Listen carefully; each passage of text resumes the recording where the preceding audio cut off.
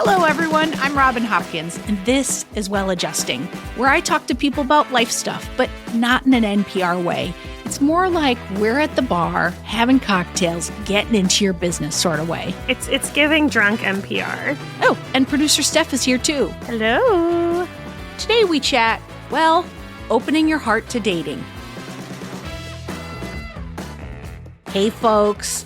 All right, today we are joined by Ayana. Now, a little backstory here. She met producer Steph at a work function. They hit it off immediately, so much so that they were all chatting about getting platonically married. Yes, there were cocktails involved. Anywho, when it comes to romantic relationships, right now, Ayana's sort of given up. She's post-divorce and dealing with the fact that it's hard out there to find your person, especially when you're not in your 20s. But here's the thing, she's smart, she's hilarious, accomplished, and gorgeous, but she's struggling to figure out what dating looks like for her today. So she decided to come on Well Adjusting to see if we can help her get back out there. And yes, we are all going to just ignore the fact that she's coming to a lesbian and a queer person for straight lady dating advice. All right, let's get to it. Hi, I am Ayana Costin, a energetic, passionate human being and life coach and executive coach. Oh, I love it. I love it. That's a lovely way to introduce yourself. All right. So you've already dropped credentials, which means you're already probably better than us, which is fine. We accept that on the day-to-day. Not at all. But I do want to ask you, like in a sentence or two, what's the reason that you came to me and Steph and want to pick apart a problem? Oh man, because it's I'm not gonna curse yet. No, go for it. It's hard as shit to date today. It's really difficult to date. Okay, well, let's talk about it. Give us a little more background on the dating situation. Let's call it the lack of dating situation. Okay. It feels like it doesn't really exist. And dating today in 2024 is probably one of the most difficult things in the world. Like career, education, world peace, it seems easier than dating. Mm-hmm.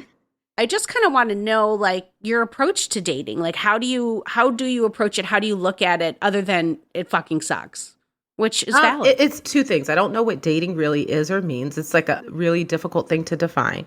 And then sometimes I laugh and tease with friends and say it's non-existent, Robin. Like, it's like, it doesn't really even seem to exist as much because the stories that I hear or that I share about experiences with going out with other guys and men and trying to date, I'm like, was that even a date or was that just like a walk down the street and have a conversation and decide I'm going back home because this is a waste of time? So it's that's like you're a lesbian, by the way. I can't tell you. All of my 20s are just like, was that a date or are we friends? Like, exactly. It's like, that was my 20s. Exactly. And I always tease my girlfriends and say, man, like if I wasn't looking for a guy, I'd pick you guys up because you have so much going on, right? Like, it's like, you're the type of person I want. I just wish I could find the male version of you, right? And Steph's my other version that we're like, we're just going to get married. I don't care if you have a partner or not. Like, how many are we allowed to have? Like, because you're a good person, right?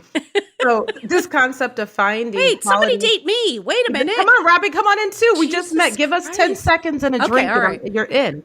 So, I think dating is something that I feel like I could use a master class on and understanding how to meet other people who are also interested in dating as well and with intention.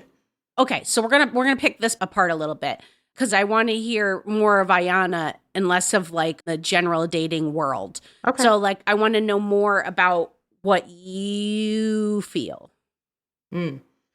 What I feel personally is that dating is a really big task for me personally, and that it takes a lot of work and a lot of effort that somewhere in my mind, I assumed that it would never be. Right. When I think of all the hard things in life, getting an education, moving up the corporate ladder, starting my own business, all those things felt hard and sounded hard, right? And I was like, yeah, dating is a piece of cake. You just kind of get a person and you white picket fence and you live happily ever after. There's lots of walks on the beach and strolls. Like I always made up this story that it was like just easy and fun. Yeah. So for me, it's complicated. It's difficult. It's time consuming. Some days I just want to throw it in the trash and I do nothing with it because it feels hard to me, to Ayana. Can I ask? And you can tell me no, you can say mind your own business, Robin, but like, what's your dating history? Like, are you a serial monogamist? Are you... I would say I always enjoyed dating. I was more of a find a boyfriend have fun, commit to them, keep them, and also have a life of my own too, but also have a partner. Yeah. Then I went a couple years of more, I would say more casually dating where I wasn't serious with anybody, but we could have a cup of coffee, hang out, just very casual, but still like two people at a time. Yeah. Not like I'm going to date five people because I never had time or energy for that. Yeah. Then I got married and I was like, okay, what's this? And it was a very short marriage and I got divorced in May of 2023. Okay. Which is when I really started to actively date again after being married for a short period of time for 3 years. And I don't know if I missed a lot with dating, but as I explored what dating was like after divorce, I was like, oh, it's different out here. I'm not really sure what to call this. I feel like there's two things that are happening at the same time, right? There's the dating world and just the process of it, which, you're a life coach. We could just sit and be like, let's make a plan of action. Yep. But then there's like the feeling side of it, the like, did you need time after your divorce to process, or were you just like, I'm ready to go? And like, so I want to be in the feelings a little more first before we talk over here about a plan. Well, that's a great question. So I'll say this, real talk, real transparency is this. 9 or 10 months into my marriage, I knew that I wanted a divorce. Like I knew it, but I tried to give it a whole nother year and I did. So I gave it about 18 months of staying married and literally just committed to the marriage. And then I needed lots of time when I legally separated after that 18 months. So I had almost 2 years where I was legally separated. I'd say for me, lots of time would be at least a year, a little over a year to literally not even worry about relationships, dating, men, any of that. Yeah. Like I just needed therapy, beach time, processing time, journaling.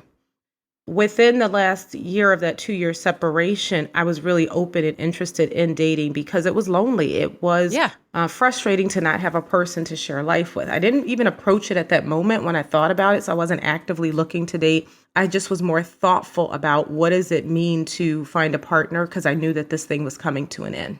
Yeah. So I started opening up my mind to dating and just being open to at least casual conversation with other people. Did not date anybody seriously, did not have a relationship, none of those things in the 2 years. But as soon as the divorce paper was like final, which was May of 2023, started thinking, okay, now where do I begin? Yeah. So it was very open. I had dates with guys. I hung out with different people, which was, different and new, but very casual, where it's like, I'm not looking for a relationship. I'm looking for my divorce, but how's it outside? Still just as difficult today as that was a year ago. But I did need time to process what was happening and what was going on. But I'll say in that 2 years of being separated, very much so thinking like, I definitely want a partner. Yeah. What's your, like, when I think about me as a person who is in the dating world, which I was like, if there could be a person who is really, really bad at dating, about 2 steps beneath that would be me. Like I was just horrible out I was horrible. Like I was like too shy and insecure. And I just was like not good at it. Just didn't. Really? I was like, okay. Oh, yeah. But I also had a bad picker. Like I was famous for choosing really unavailable people just because like that was kind of like what I was like had been modeled to me. So I'm curious, like in general, if you look at your dating history, how would you say, like how would you say you are and it goes? Well, clearly not that well because they're still not here. So, I mean, like, if we're just being honest, like, but overall, I felt like I've chose really honest, loyal men, very secure, honest men who probably, to be very honest, weren't as fun as me. Like, really, like, to kind of because you are fun. I can tell already. Oh my God, I'm a fucking ball of fun. So I think I've met traditionally average, typical corporate working men who were nice and who were loyal and who had ethics and actually very respectful, right? Mm-hmm. Not the naughty boys, not the, jocks, just like an average guy who was honest and who was loyal.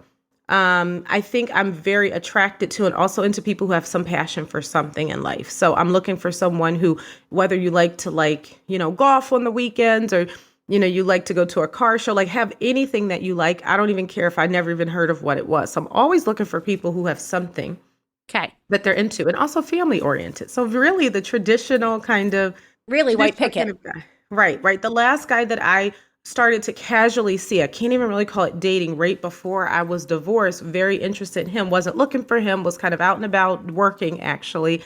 And what was attractive about him was his ambition and he was an entrepreneur. So it's something about like that, have something going for yourself that really, really is attractive to me. And that's what I traditionally have picked.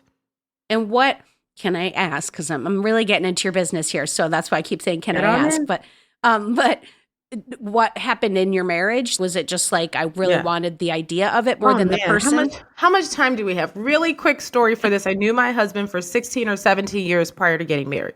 We were friends for years. We dated on and off for probably a decade. People were probably sick of us. Are you guys on today or off tomorrow, right? What happened with us is I probably should have never got married. It was for a safety and a security reason. It was someone I was very Good on comfortable paper. with. Yep, good on paper. Someone I was comfortable with. We had stopped talking 2 years in advance, and I swore to myself I'd never speak to this person again because he had moments of being unemotionally available and would just be dismissive or check out. So when things were great in our life and our relationship, they were perfect. If we disagreed, if I had a different thought of mine, he would literally really shut down emotionally. So after years of not talking, he comes back, he begs to get married, and I say no, but we date for 2 years. And towards the end of that year, first year and a half or so, he's like, what do you think about marriage? I'm like, well, no, this could work. Like literally real conversation. Yeah. So we decide to get married because we're comfortable with each other. We know each other. At the time, I'm 38. And I also want a family. Yeah. So he and I talk about that. He was 8 years older than me. And I'm like, yeah, I've never been to jail or prison, comes from a great family, has been with his job for a really long time at a big government contractor. We had met working at a big company. Good human. But to be honest, were we really excited and like literally like deep in love? No, or did we just really trust each other? We were good. So we get married and we decide we're going to start planning a family. And within 8 or 9 months, I was like, I don't want to plan anything but an exit. So I am very passionate, very high energy, very speak my mind. He's very much, if there's a problem, keep it to yourself. And so I think just the personality That's started going to be a little bit of an issue in a marriage. I'm just going to go out on a limb and say that. Tiny bit. So for me, it was more or less of a dismissive attitude and really just someone who just started to become more emotionally abusive in sense and in terms of, oh, you don't feel that way. This is stupid to feel this way, or how dare you do this or think this way. And when it became like an emotional hijack, I'm a psychologist by training, recovering HR, and a whole life coach. I wasn't interested in somebody trying to emotionally hijack me and say, you don't feel this. And I know what I feel. Yeah. So after lots of times of that and us literally living together and ignoring each other for months on end is when I decided to separate, do therapy, and try to see if we could work on the marriage. And the thing that broke the icing for me is when he decided he didn't want to work on it with anybody else because he had all the tools he needed. I was kind of like, well, I don't. So let me go work on me. You're also like, I'm pretty sure you don't. But but we're not going to say that out loud. Well, no, we said it out loud, probably too much. So that was my toxic trait, is saying things out loud a few times over and over again, just to make sure you hear me. I see you. I'm the same. So did a lot of processing and just decided it was better for me to leave when I realized that I didn't even want to put any more work in. So I felt like I put a year and a half in. That was tough. But the moment I decided I can't put any work in, I'm not going to change. It wasn't even about him. It became clear to me that I needed to remove myself when I lost the desire to put in energy and effort. Got it. That's a lot. But so you did all the things, right? You tried, you knew as soon as it wasn't right, and then you took care of you. So I applaud you for that. That's fantastic.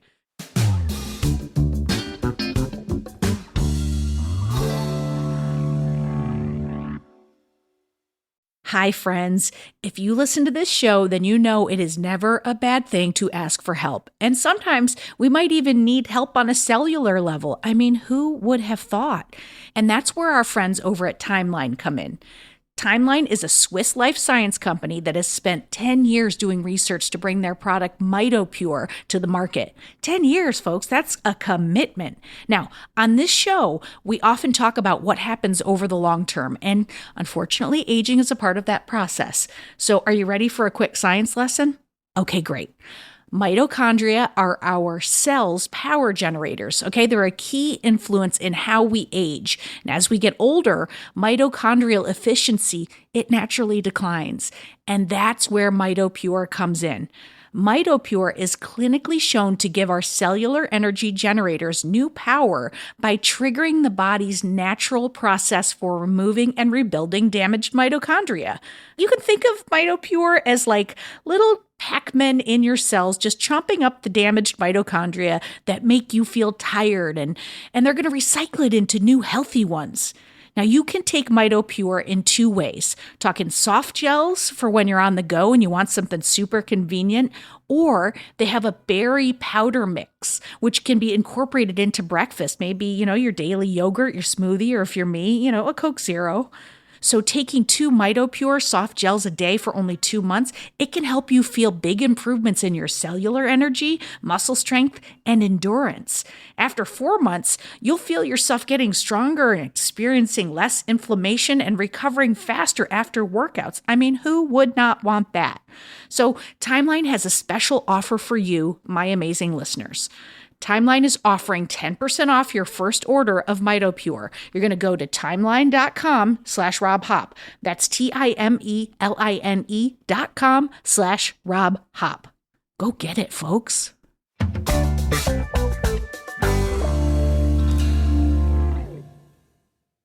I think the question I really want to ask you is, we used to have, Mary and I went to this couples therapist, and she was another gay woman, and so she had this wand that we called her gay ass wand, and she would bring it out and wave it. We were always like, please don't do that. We were like, literally, please don't do that. Lovely woman. But if I waved my gay ass wand, who shows up? What type of person? What are they? Who are they? Oh man, I love this. The person that would show up would embody my values of fun. Totally fun. If you're not fun, we're not doing this. Flexible.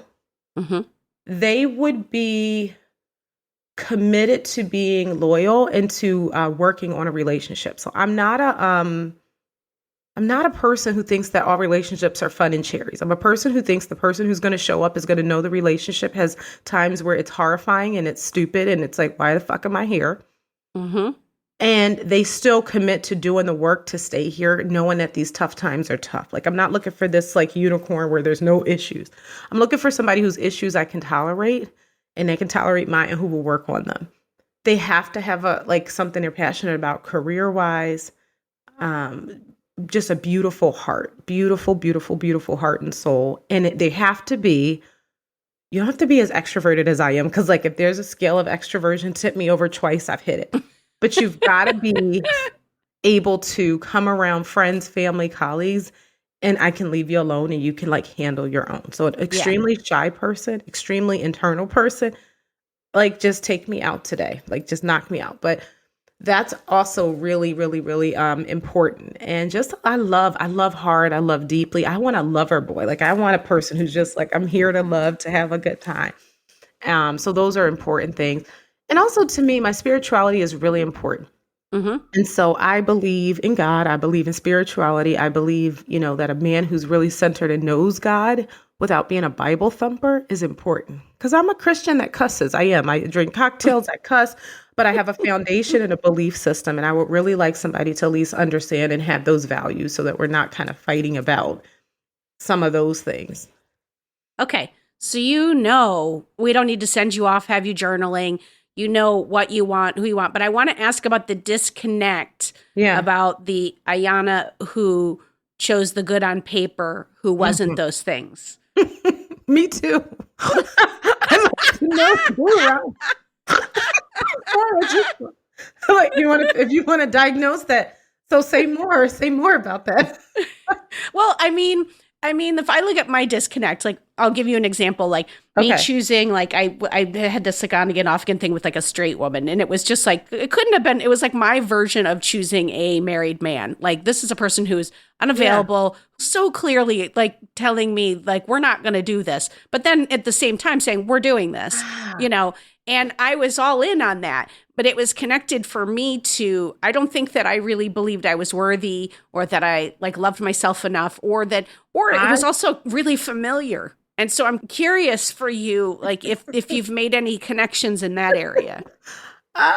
This is funny. I don't know how much time we got, but I think the best thing that I could say is I think one of the biggest disconnects is, and it's hard, never really thought about this before. One of the biggest disconnects is focusing more on chemistry than on a checklist or on paper.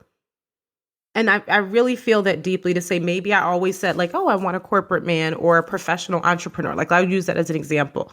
But knowing that even the sparks I've had in my life dating in my 30s, or even younger, was more or less just somebody more artsy, or somebody a little bit more free and wild, and all of those things. So I think for me, the disconnect is really not worrying about so much the checklist of the things I want. I mean, with the exception, like I don't want like a mass murderer or somebody like Sure. that. I think we can all safely say we don't want that for you, Ayana. Right. So it's like I don't want somebody who's like totally a racist, or who's like totally a bad human being. But I do want to focus more on chemistry versus attributes, because I think the chemistry is strong, and he might be like a freelance diver who does art on the weekends, and I may not have looked there.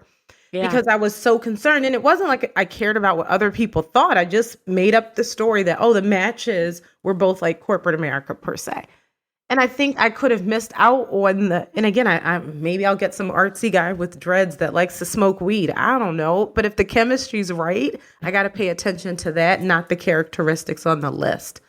I love hearing you say that, because it's like, as you were like rattling off the list, I was like, this is a person who knows exactly what they want. But then I was wondering if there's an openness to, because it's like, there's two really important times in my life. And one was like, we were searching for an apartment, and I was like fucking dead set on, I want a dishwasher, I want outdoor space, I want and then we saw this other apartment. We wanted a 2-bedroom. It was a 3-bedroom. It did not have any of the things I wanted. And we fell in love with the apartment immediately. And by the way, Mary, on paper, Mary and I are different in so many ways. And yet, like, I knew immediately when I met her. I love that. I love the apartment thing, because I watch those like HGTV shows. Don't we love those? And it's like a couple. You've got the one on the Upper East Side. Yes, and this one over here. And I think dating is like that. So even when I think about the people that I've been very attracted to or had lots of chemistry with in my life over the years, they traditionally were not the people on paper. Like literally they were artsy, like very free type of people. And it was such a good chemistry because I knew how they felt about me. And I think that's the thing that I'm looking for. Someone who, that chemistry, that connection, that feeling is free. And the rest is just, oh, we didn't get the dishwasher. Oh, we didn't get this. Yeah, I didn't get the outdoor space still. Mm-hmm. But what's interesting is you seem like such a, I can already just tell that you're probably incredibly accomplished, that when you put your mind to some shit, it's happening.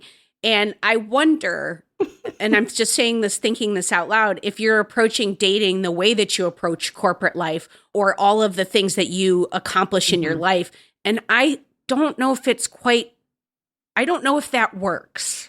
Right. And, I'll say this. I think I did. I think I've approached dating like I've approached all the other things. Like if you want it, you do some research, you put your mind to it, you get on the right apps. Right? Yeah, you're right. And a funny story, I don't believe in really online dating. It's not something I really am big in at all. Like I can't tell you the last time I've even done it, because I'm outside so much that I'm like, he should be in the produce aisle today. Yeah. So I'll say that too. I'll say I think I've approached it with a corporate mindset of focus, research, do it, boom, you accomplish it. In reality, that went to hell in a handbasket fast because it doesn't work. So then I've just tried to be way more just open about it, telling friends and family, hey, I'm looking, just being open to engaging and talking and just being more open. But I think part of that openness is your default setting. If you are approaching it, like looking at it like almost like through a, binoculars and being like, nope, not that one, then I think then there is kind of like an off switch. Mm-hmm. Like I agree. Not imperceptible because people are picking up on it, but we can't see it. Invisible to the naked eye off switch that says, like, I'm the type of person that, like, a lot of people don't just like freely walk up and hug me, or they didn't when I was younger. And I think it was because I was putting out this energy that was like this: if you could step about 3 feet back from me, that would be really good. And then maybe 3 more. And it only be when I started opening up to like, why am I like that? Why am I being like that? I love people. Why don't I feel comfortable just walking up and hugging someone? And as I have become more open, sure enough, more people show up and hug me. And they're more like, free to do that because the space is there. And I wonder if the space isn't there. Clearly it's not. I agree. And I think I just wrote down the word open because I'm like, I'm curious, like, while I might think I am, what's closed? Like, that's what comes up for me is what could be closed. So, yeah. You said at the beginning that dating feels different after your divorce, or dating looks different. And I'm just curious, Like, is it that you're looking for a different person? Is it that you feel like you're different? Is it that, like, there's any, like, shame attached to the divorce? Like, what is going on there? Or why did you say that connection? Wow. And that's a very good question, because when you said it feels different after the divorce, I thought maybe you'd been married for like 15 years. No, like 15 I mean, seconds. I don't think there's been a huge shift in culture in 3 years, except maybe COVID. Mm-hmm. Yeah. And now that I'm, 4 years out from when I first got married until today, a year out from the divorce, I think I'm different. What I think I was looking for even prior to marriage, I don't believe I was dating like with this big hope and dream of like really getting married one day. Like I knew I would be a married person, but I wasn't dating for that. I was dating to date. Today I'm dating with intention because I do want a long-term partner, whether that ends in marriage or really just a Oprah Stedman kind of thing where we're in and we're locked in. I'm dating more for that today at 43 years old than I think I was in my 30s. Today I'm dating with intention, a long-term partner, someone I can grow a life with, really wanting that full experience. And some of the people I'm meeting are like, oh, I'm here for a good time, not a long time. Or why are you wanting to be so serious? I don't want to share this much about me. Like it's just a fling. So it just feels like that's the difference that I see today as I'm dating with more intention. So all that to say, I change probably more than anything because of what I'm looking for looks different. And the pool of that, I feel like is as small as one of these beads on my wrist. It's tiny from where I sit. I wonder, and this is like, I don't know that I have an answer on this, but I wonder, because like I could see it going either way in terms of like the intentionality of it. Does that make you more closed because you are just saying it has to be a person like this, like that's taking you back to your spreadsheet? Or, I mean, because on the other hand, it could also be like maybe help you rule out, like, in this point, you don't want to fling. But so I wonder if maybe there's a happy medium in there, like bringing back a little of like younger Ayana who was just trying to have the experience versus like, where does this go? That hit a nerve in a good way and a bad way. I mean, it's good. I think you're right. It's always a bad way when it's a good way. It hit a nerve because I think that you're right. And I never really thought about it. I'm being honest to say, I think where it comes from, where I'm saying I want to be more intentional, is probably the exhaustion of the unintentional that always seems to end the same way, with some type of disappointment, someone probably lying. Mostly what I've seen is a lot of men cheating or at least having so many other people that they're entertaining. Yeah. So I think for me, I am closed. Robin, thanks for saying that. I'm so closed because I feel like time is such an important element in my life. So after doing it a few times and feeling like, oh man, I've wasted 6 months or I've wasted a year kind of to get in the same pit, what I've done is just like separate my whole self from it and not go there because of such disappointment and time waste. So that part I'm very close to and would like some type of opening to that. Yeah. Because it is harder for me just to casually date because there's something I'm attached to around time being wasted to always end in, oh, I'm going to date someone else, or, oh, I'm going to, reveal some big thing about myself that may make you run away after I've showed you that I've liked you, So I'm closed completely to time wasting. Well, I wonder if there's not a reframe there, though, Ayana, because it's like, was anything that I did before I met Mary a waste, or was it an experience that I had that led me to her? And then also, like, what if there was just like, as part of this openness, if there was like an approach to like the experience of the date, whatever, like being a little more present in the moment of like whatever happens on the date is the experience, not where it ends up. It's a big reframe, and you're very hard to do. No, but you're telling me go out here and waste some time, and I like the reframe, but basically I have to be okay with wasting time and not looking at it as wasted time. So I have to use the word spending time. Yeah. Spent, and I've been looking at it as I'm not going to waste my time for the thing to just end the way it always ends.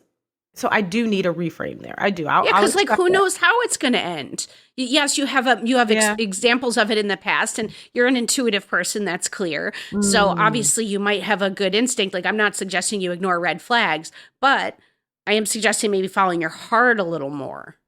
I need to. If I can find that heart in there to follow it, I'll go. It's there. When you talk about wasting time and we're like reframing to spending time, it sounds like there's a part of it to me, and maybe I'm projecting, that is like you're wasting time and spending time on these other people. And I think the better, like a reframe is like you're actually spending it on yourself. Like, you learned so much Yeah. from your last relationship, from your divorce, and you've changed from that. So, like, all of these dates could be obviously not to the extent of a divorce, but could be small things where you're learning things about yourself and you're like moving through the world and like picking up more data and experiences. And like, Right. I don't know, I've dated some terrible people, but like, I still am like, well, that taught me something and it was like kind of a good time. And what's interesting is when you talk about your ex, who you were married to, you still have such like reverence for him. Like, you're like, you know, he was a good person, like blah, blah, blah, blah, blah. And I feel like there's something weird and like disconnected there because you don't have like spite or hatred towards him or the relationship ending, but you also see it as a waste of time. Yeah, there's no spite, but that took a little work. Now, had you talked to me 2 years ago while we were spending lots and lots of money and in a courtroom, yeah, that wouldn't have come out, right? But the no spite is I still can recognize a good person versus someone who just wasn't emotionally available for a relationship and had some mindset things. It doesn't take away all the good that a person has. Doesn't mean you need to be with them. But that's how I see life in general, and that's how I approach people. I always find that good thread in someone. I'm going to always have a positive outlook on things, but it's been hard to have a positive outlook on dating when there's married people, separated people, people that have so many different children by so many different other people that are underemployed or not really employed, or like just all the other things that just make it so complicated. It feels like the pool of educated, available men and maybe a certain age range even. And I'm very open with age, but I don't want to go 20 years older, 20 years younger. Like the available people just seem to be so low that's where it's like, I'm looking at it more mathematically. Yeah. It's a needle in the haystack kind of thing. But it happens all the time. And I feel like the energy could be better spent on, like, I'm Ayana. I have an amazing career that I love, an amazing family that I love. I have an amazing community around me that I love. Like, you've built all this beauty in your life. You've built sort of like a spirit that allows you to like look back on your past and, in a positive light. Like, you're bringing that to the world. And I feel like it's better energy to say, I have built all of this and I deserve the next thing that I want, which is this. Yeah. That's true. That's 100% true.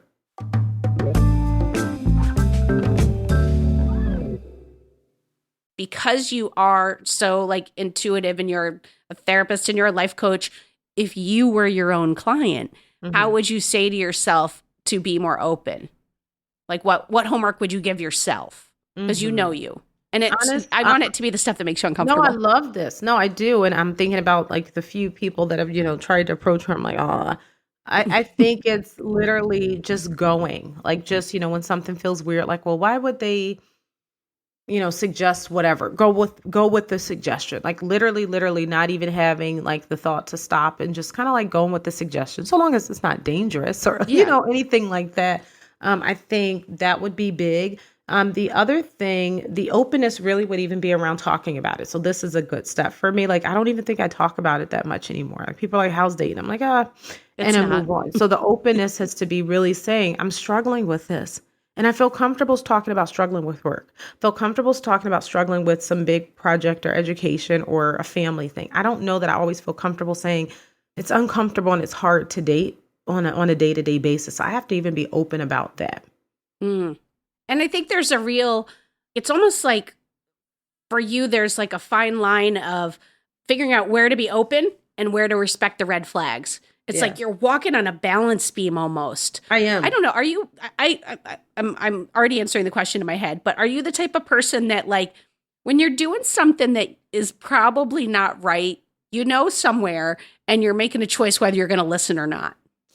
A little bit, but I think I'm the kind of person that where I am today in my life, if I see that the flag is orange, I'm already going the opposite way because I used to sit with the red flag too long and be oh, it's nothing that this person gets really shy around too many people. I can get over that. Oh, it's nothing that they're so rigid that they don't eat breakfast at 8:02. They're going to flip. Oh, that's just nothing. And I just live with it and was like, that's just what it is. But then it became a problem. So now when that thing is a little yellow, orange, freaking out of You're it. just like, boom, no one's seeing anything but the back of your head. It's complete, but it's done respectfully. Like, oh, have a great day, and just like, let me go. So I don't even entertain it. And again, red flags are relative. So I had a guy who had lots of chemistry with, I mean, like almost a burning fire chemistry. But what I consider was a red flag, real story. He had 4 children with 4 different women. He was gorgeous. He was like 6 something, 2, 3, 4. I don't know. We danced, we fun. And as we started getting deeper to know each other, again, all the dates were just go with the flow, open, open, open. And as we started digging in, I was like, well, what are the ages and where are they? And how does the care look? Because again, I'm looking for long-term intentional. Everything felt right about it, but the dynamics of that felt a little weird. And I was like, so would I be number 5? How does that work? Like the conversation I had with him was so sweet and so pleasant. Said, I love this energy and you love love and I love that. But I want you to find a person who really will accept all of these things openly, and really supported him in trying to help find that. He called me a year later and said, I'm dating somebody. It's great. I'm so happy for him. I really genuinely am. But the chemistry was there, but some other things was off. Like, I don't think he had health insurance. So now I'm at a point where like, don't go down that rabbit hole, Ayana. Don't entertain that. If that's something that really just doesn't really feel like it resonates with you, not that you have 4 kids, but that there's 4 other women involved that at some point in my life, we may have to kind of intertwine. Do you remember those, I feel like it was very like 80s, and you would see it on like someone's business desk, and it would like have these metal strings and like 5 silver balls, and you push one and then it smacks the one back and forth. And you know how eventually it slows down and it settles. I have that image of you because it's like, you tell me that story and there's not a part of me that's like, Ayana, you should have been more open. The man didn't have health insurance. It's like there's some flags there, but there was chemistry. So it's like you just got to keep swinging back and forth until it settles between open and taking care of you. Yeah. Because I don't think that was a wrong choice. No, I don't. But I think you can have a person with health insurance and chemistry. I don't. And I think I had to go to be there, to be present, to do it, to figure that out. But I think where my energy is exhausted, it's like, how many of those do I do? So now I'm kind of to a point where it's like, no, I'm not even going to get to that point because I felt like I knew I wasn't going to end well here. So why did I even invest in the few dates or the whatever I had, if that makes sense. Well, that's where the reframe comes in, because you had chemistry, because you wanted to explore it. But to me, that is an incredible win. You did not walk down the road. You didn't call him a year later and go, should we start this thing back up? And then a year later, he says, let's get married or let's have a baby. And you go, sure, I'll be the 5th mother to your squad. Like you did not do any of that. And that is a win, and that is growth. That's like you didn't swing up as high as you did before. And so I think you have to applaud yourself as you are trying to navigate this. I think what my question and my frustration comes to is, where does one even start to explore to try to find the right kind of pool to get in? I don't care if it's only 3 people in the pool, which is a small pool, but maybe one of those 3 are a good thing. I'm feeling like I don't even know where the right pools are to go. To meet, to go, that feel comfortable, feel right. I don't even know where to go as a person who is very social, who goes out a lot, who travels a lot, who does things. It's still like, I'm not even seeing the pool. Like they're not existent. Well, I think some of the pool is turning the switch on, but then I think the pool starts with Ayana. Like I would do things that you love to do that bring you joy with your switch on, and be looking for people. Because you've said, like, I don't know that the dating apps are the thing. Like, I used to, I don't know if it's like this in DC, but like looking for an apartment in New York City is so difficult. Oh, it's hard. Right? It's so hard. And I used to say to people, you have to do all the things. You have to talk to your friends. You have to get at the time it was like the classifieds. You have to you got to get a broker. You have to, and then you might find a place just walking down the street that you see a sign that says rent. But you have to put it out in all the areas. So maybe there is finding one app that is not like as swipey swipe as some of the other apps. Okay. That's a little more intentional.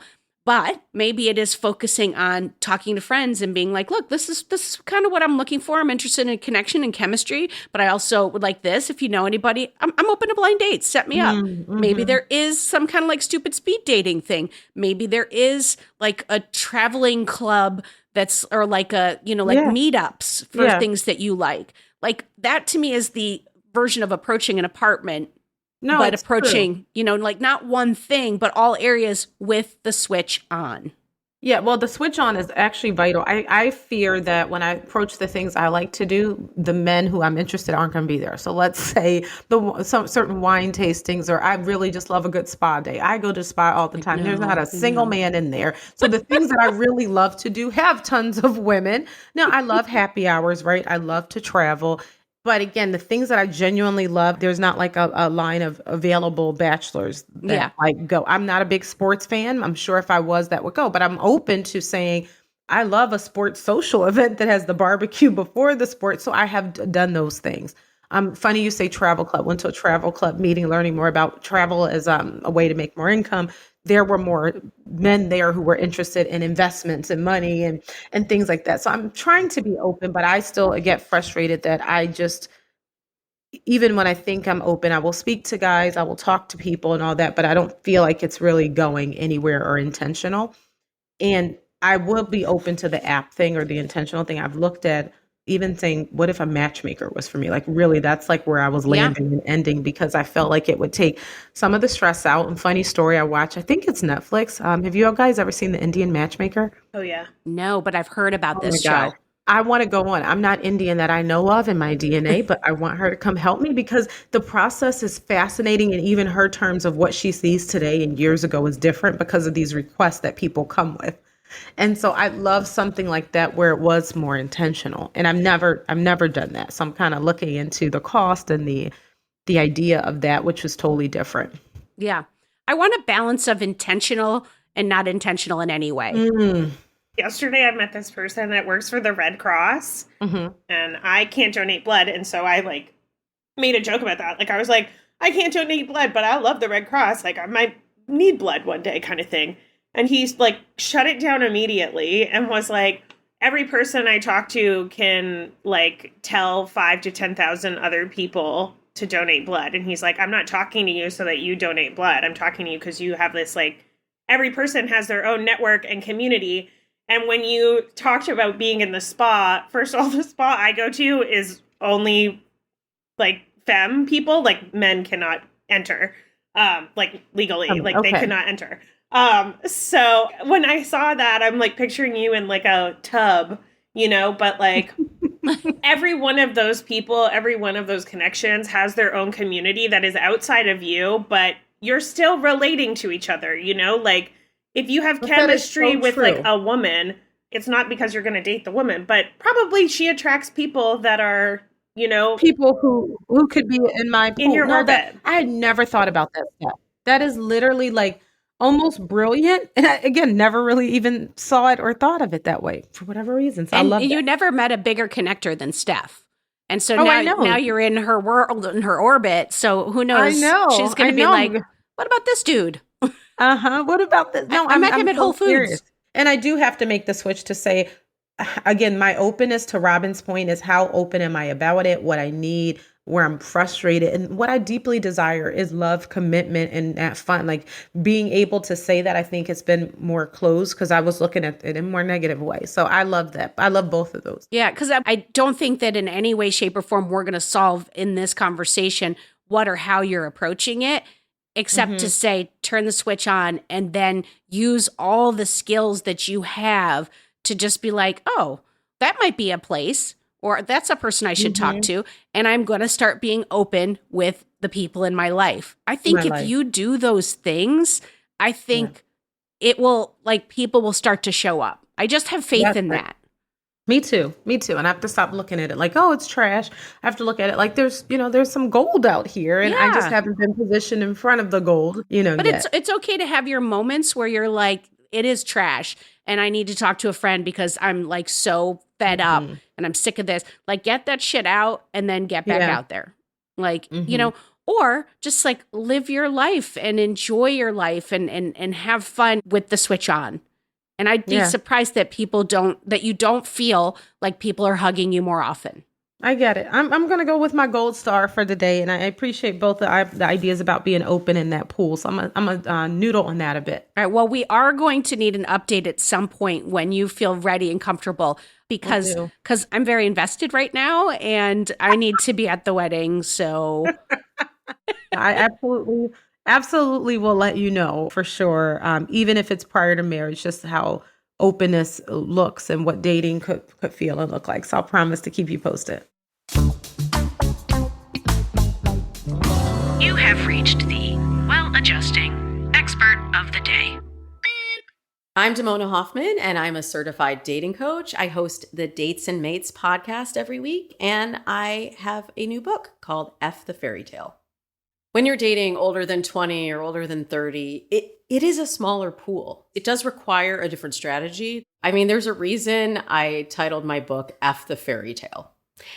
The fairy tale is everything that's been passed down to us, all of the stories that we've consumed, all of the things that we've been told from other people, and a lot of the dating burnout and frustration and that feeling, that really comes from the dissonance between how we think the story is supposed to go and how we're actually feeling.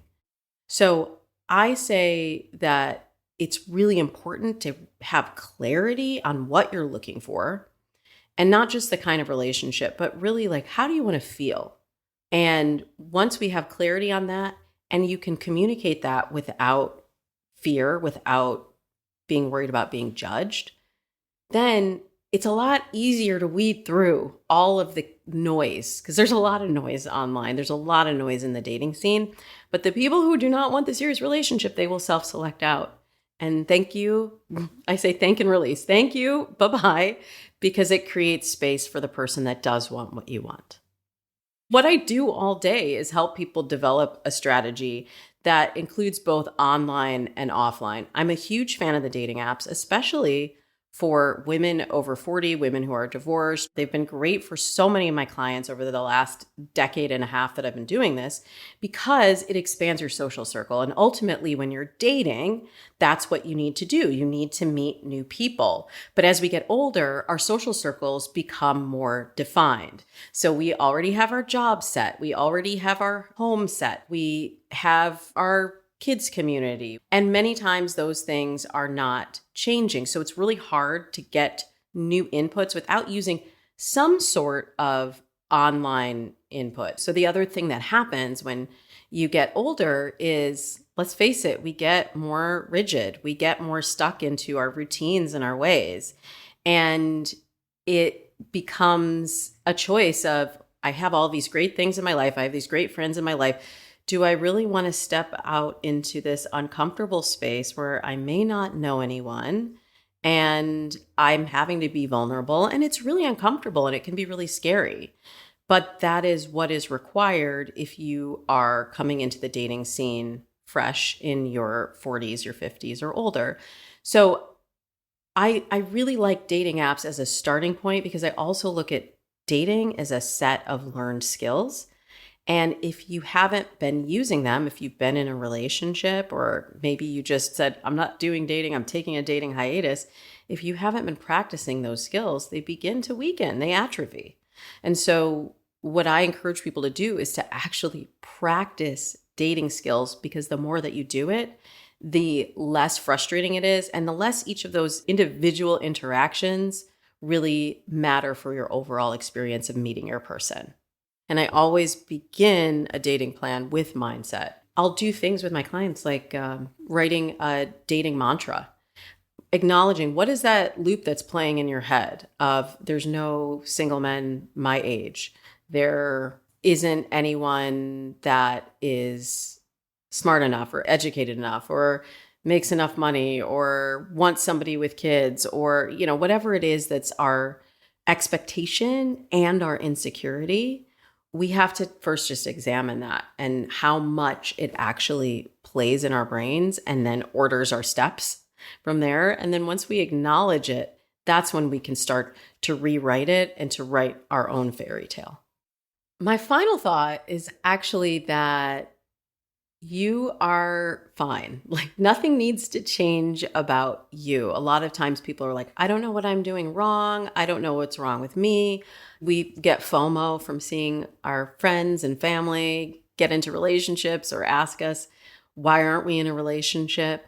And first of all, you never have to enter into a relationship. We can choose if we want a relationship, and we can choose what that looks like. And if you decide that you want a relationship and you're in that season of your life, that there is somebody who will love all of you. You don't need to change yourself. Maybe you need to change your strategy or your dating plan a little bit, but please don't change to be lovable. You're lovable just how you are. Okay, that's it for today, folks. But before we go, I want to say so many thanks to Ayana for sharing and being willing to get into it with us today. Go turn that switch on, Ayana. You got this. And thank you to Damona Hoffman for her thoughts on the topic. We love your love advice.